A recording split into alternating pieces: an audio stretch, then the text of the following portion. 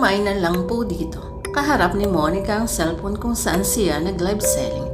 Pakod na lang po dito. Short green. Uulitin ko po. Ang code niya ay short green. 50 pesos na lang po. Kakasya po ito sa size 28 or 29 po.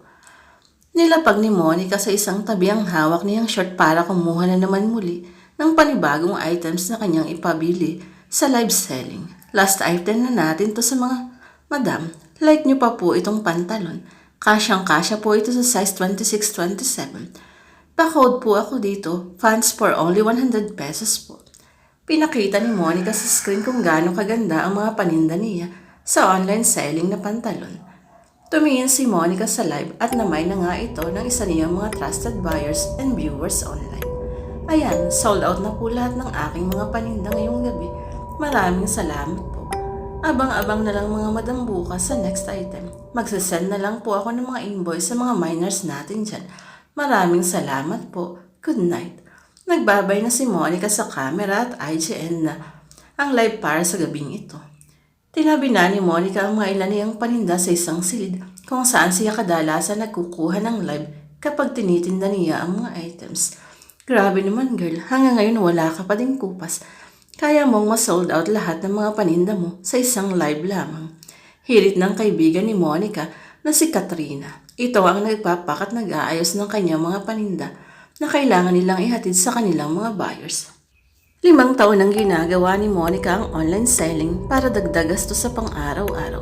Hindi lamang mga damit, pantalon ang kanyang tinitinda, meron din siyang bag, sapatos, depende na rin sa mga paninda ng suppliers na kanyang nabibili. Ang iilan sa mga paninda niya kinukuha niya sa bali, kumbaga nakapersak or kahon na mix item depende na rin sa ganda ng kalidad na gusto niyang bilhin. Aba syempre naman, kailangan natin maibalik ang puhunan natin para hindi tayo malugi. Dugtong pa ni Monica. Bawat sentimo mahalaga para kay Monica. Hindi naman napupulot ang pera kaya't doble kayod talaga siya para may pagkakitaan. Siya nga pala Katrina. Ano nga yung sa isang tabi? Mga old items na hindi nabili ng mga nakaraang buwan. Hindi naman talaga swertehan ang pag-online selling ng mga damit. Makaka-encounter ka talaga paminsan na hindi mabili ng mga item at ang iba naman bogus buyer pa na hindi kinukuha ang mga paninda. Para kay Monica, iniimbak nila ang mga damit na hindi nabibili sa online o kaya man kinukuha na ng mga buyers para makabawi sa puhunan. Pinagbibili iyon ni Monica kay Tio Roman na kapitbahay nila sa mababang presyo at ginagawa nito na basahan. Nilapitan ni Monica ang karton kung saan nakaimbak ang mga damit at ilang items na hindi nabili noong nakaraang buwan. Malaki ang karton na iyon at malulugi talaga siya ng marami-rami. Tiningnan ni Monica ang karton para tingnan kung may nakaligtaan siya ng magagandang items na maaari niya muling idagdag sa koleksyon niya bukas o kaya naman gagawin niya lang damit pang bahay. Sa paghahalongkat ni Monica, nagpaagaw sa kanya ng atensyon ang isang dirty white dress. Simple lamang ang disenyo at hindi naman halatang sosyalin ang dating. Kahit siguro labhan niya iyon, hindi maalis ang munting dumikit na mantsa. Mukhang maganda ito. Kinuha ni Monica ang dress na iyon. Mahilig siya sa magsuot ng dress kahit naroon lamang siya sa bahay. Ginagawa niya yun na pangbahay para naman may magamit din siya. Katrina, pagkatapos mo mag-ayos, ihatid mo na itong karton kay Tio Ramon para naman mabawasan rin ang kalat dito sa silid. Sige po. Umalis na si Monica sa silid. Inuna niyang labhan muna ang dress na kanyang napili para naman sa proper hygiene. Kinaumagahan sinuot na ni Monica ang dress na nilabhan niya. Sakto naman ang sukat ng sa katawan niya at presko kong suotin. Hindi naman din mainit ang tela kaya't komportable talaga siyang suotin ngayon. Sa pagiging maganda ng tela na suotin na dress, napapadala si Monica na suotin niyon at gawing pangbahay. O anong nangyari sa'yo? Mukhang hindi ka nakatulog ng maayos. Puna ni Katrina at tumabi sa kanya. Ewan, hindi kasi ako makatulog. May kung anong enerhiyang dumapo sa katawan ni Monica nitong nagdaang araw. Masasama na ang panaginip niya at kadalasan rin nagigising si Monica na madaling araw at hindi na siya makatulog pa. Kahapon nga natulog siya 11:00 na ng gabi pagkatapos ng lag-selling at nagising na hindi maipaliwanag na dahilan pasado 3:00 ang madaling araw. Sinubukan ni Monica na matulog muli, subalit hindi na siya makatulog hanggang inabutan na siya ng umaga at kailangan niya naman niyang kumilos para sa trabaho niya tuwing umaga. Sa gabi niya na lang naiisingin ang paglalives, kaya't bagsak at pagod na ang kanyang katawan sa buong magdamag na trabaho at ngayon naman hindi siya nakakatulog ng maayos.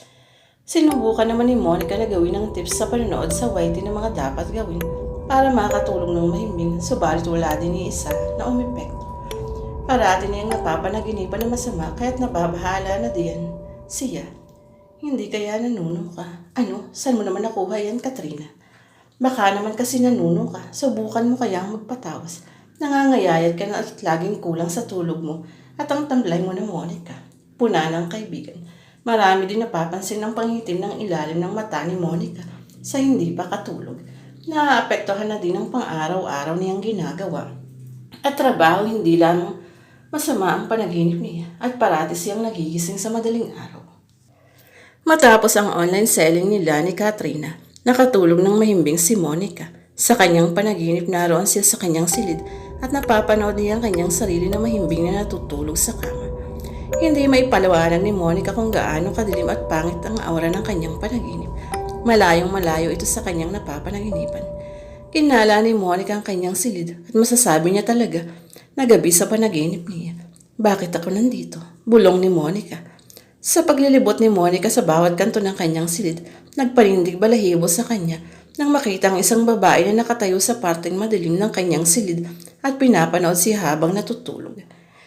Pilit kinikilanlan ni Monica kung sino ang babaeng pinapanood habang natutulog siya, subalit hindi maaninag ang mukha nito dahil nilamon na ito ng dilim. Hindi makakalimutan ni Monica na ang babaeng nakatayo ay hindi gumagalaw. Nakasuot ito ng dress kapareho ng sinuot niya na nakuha niya sa ukay-ukay. May kung anong sindak sa puso ni Monica sa nakakatakot nitong itsura. Masama at nanlilisik ang mga mata nito habang pinapanood habang natutulog siya. Siya sa kanyang panaginip. Galit na galit ang babae at para itong demonyo. Sa pagbaling ni Monica sa babaeng nakadress, laking gulat niya na lamang at nasa harapan na niya ito at sobrang laki ng pagkakabuka ng bibig ng babae. Sinigawan niya ako na walang tunog na lumalabas sa kanyang tibig at nakakakilabot ang itsura nito. Biglang napabangon si Monica sa nakakakilabot na panaginip, kasabay ang daplis ng malamig na pawis sa kanyang katawan. Hinihingal na siya kahit paghinga ay hinahabol niya. Dali-daling kinuha ni Monica ang dress na nakuha niya sa ukay-ukay, nakaparehong suot ng babae na nakita sa panaginip. Sinunog ni Monica ang dress at simula na nawala ng masamang panaginip niya. Bumalik na rin sa normal ang kanyang pagtulog.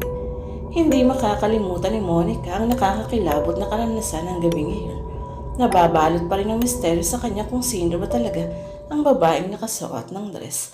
At kung bakit galit na galit ito sa kanya, ito lang ang masasabi ni Monica.